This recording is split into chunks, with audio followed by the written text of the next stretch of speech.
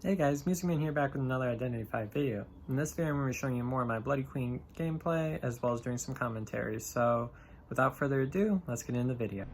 Alright, so the first match today is going to be on Arms Factory. Arms Factory is a really tough map for hunters to play.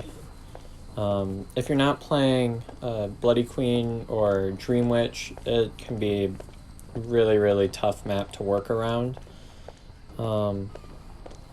So now you can see I've found the Gravekeeper here.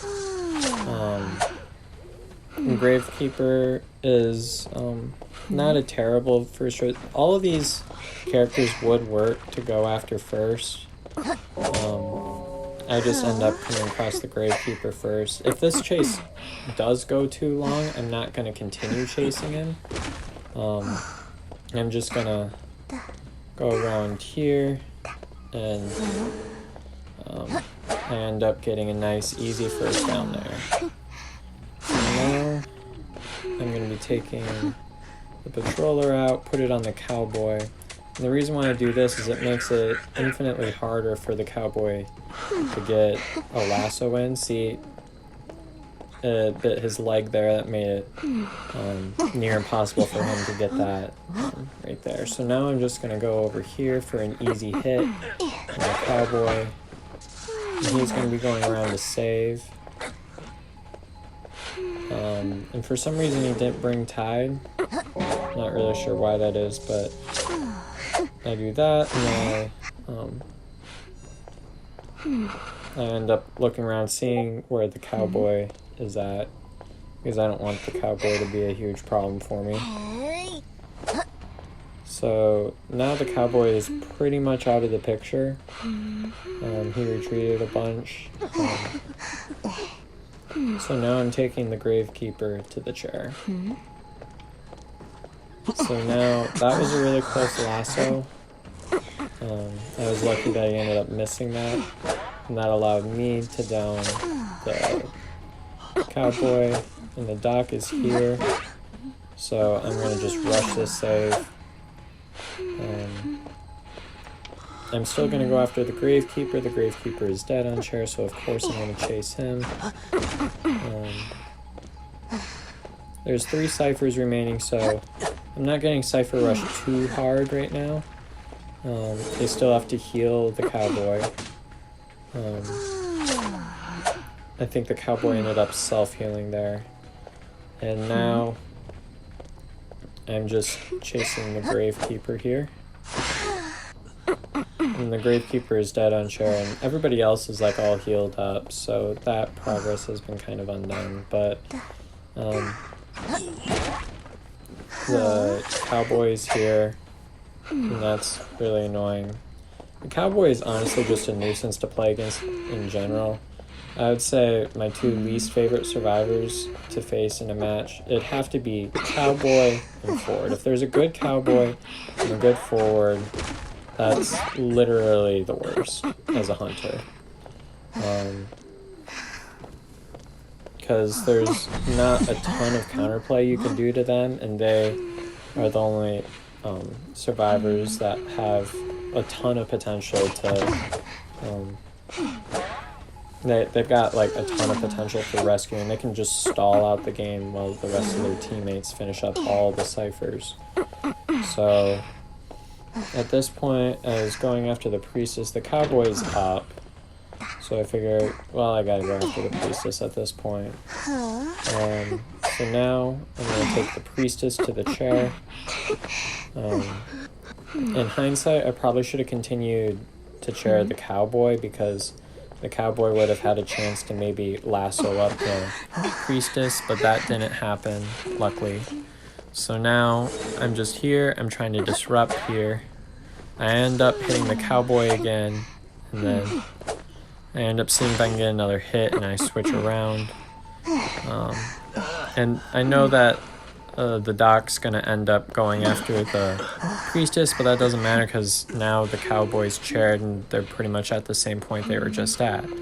So now they've got to make a decision here about what they're going to do. It looks like the Cowboy's going to be, or the Priestess is going to be going to the Code, and the Doc is going to be trying to save the Cowboy. But I've got my mirror here, and I end up downing the cowboy right after he's saved. I don't worry too much about the doc. The doc's just going to end up self-healing anyway. And now I've got the cowboy on the chair. So now the doc is trying to self-heal here, and I think that she ended up being revealed to me here. Either that or, no, what happened was she had a whole lot of sound effects. That was an iffy mirror placement, but I made it work. If the doc were to move a little bit instead of trying to self-heal, that definitely would have worked out for the doc. But at this point, I'm taking the doc to the chair. And yeah, this is pretty much GG here, because all I need to do now is camp the chair. If I've got 2 survivors eliminated and a 3rd one on chair, then you can get away with just camping. I happened to see where the priestess was decoding, so I was like, I'll go after you. So now the priestess is down, and yep, I end up taking the...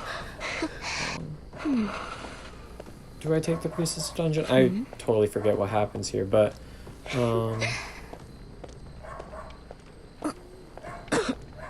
yeah, so I'm taking the priestess over here, just kind of looking around for the dungeon, but yeah, from this point on, just kind of explain some overarching strategy. Get your first down.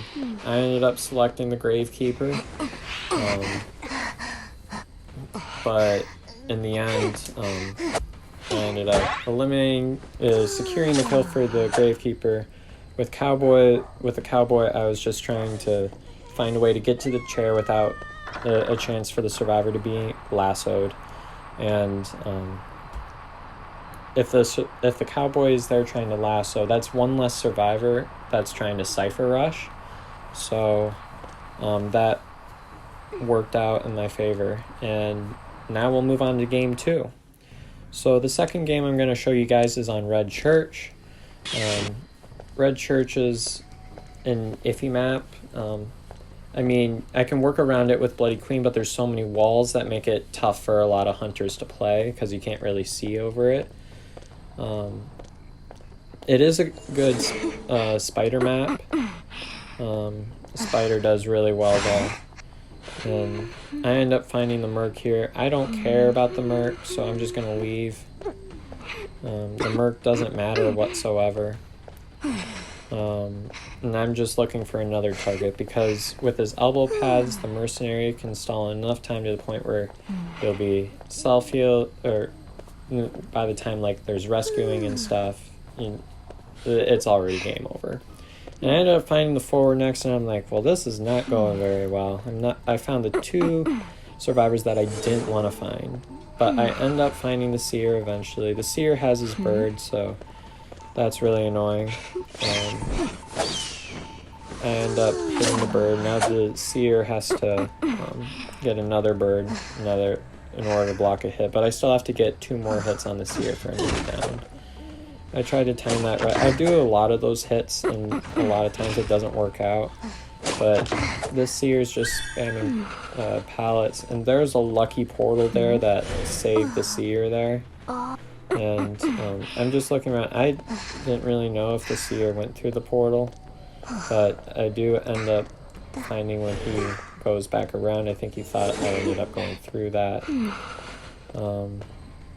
And I'm looking for the seer here, and I end up going like this, and I get a hit on the seer.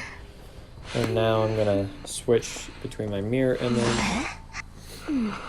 So now the seer is put in a really tough area. All we can do is just put down these piles just to waste a little bit of time, but he's not going to be able to buy much more time for his teammates. And the convenient thing about chasing the seer in a team comp like this is that the forward and the mercenary don't have a lot of potential to cipher rush because of their really severe decoding debuffs. So now the seer is on chair, and I'm looking around and I'm at the point where I still want to rush a rescue.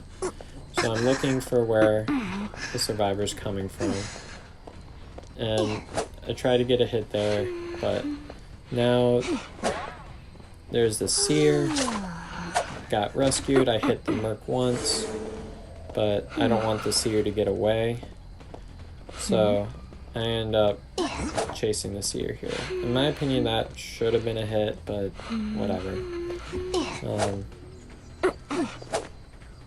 There's a couple things that I thought that should have hit on the pallet there, but it didn't work out like that.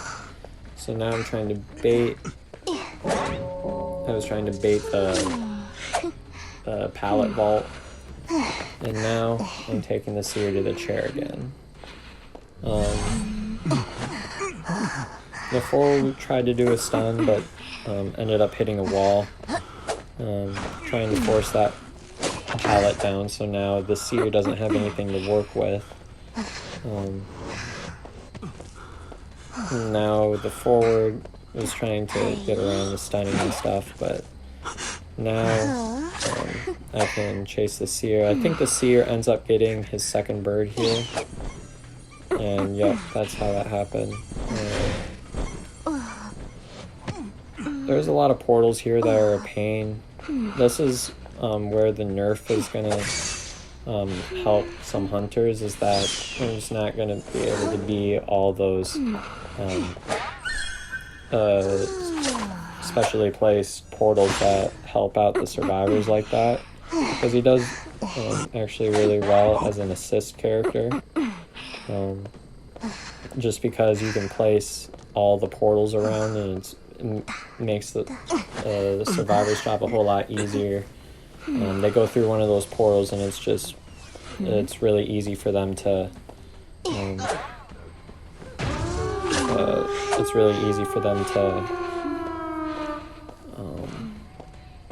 escape if they've got a portal in the right spot.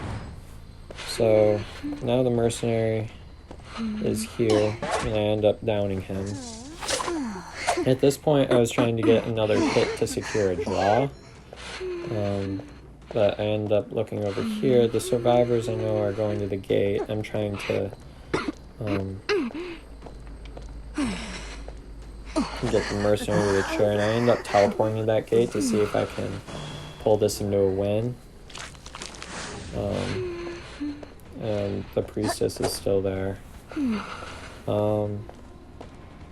And now I know, okay, if he's not at this door, he's going to the chair, and I was right. He was right in front of me there. So now I'm just chasing the forward. I can take as much time trying to get the forward in a good spot as possible, and that's the game. If you guys enjoyed that video, please don't forget to like this video and subscribe to my channel for more content like this, and let me know in the comment section below what you thought. Thanks for watching.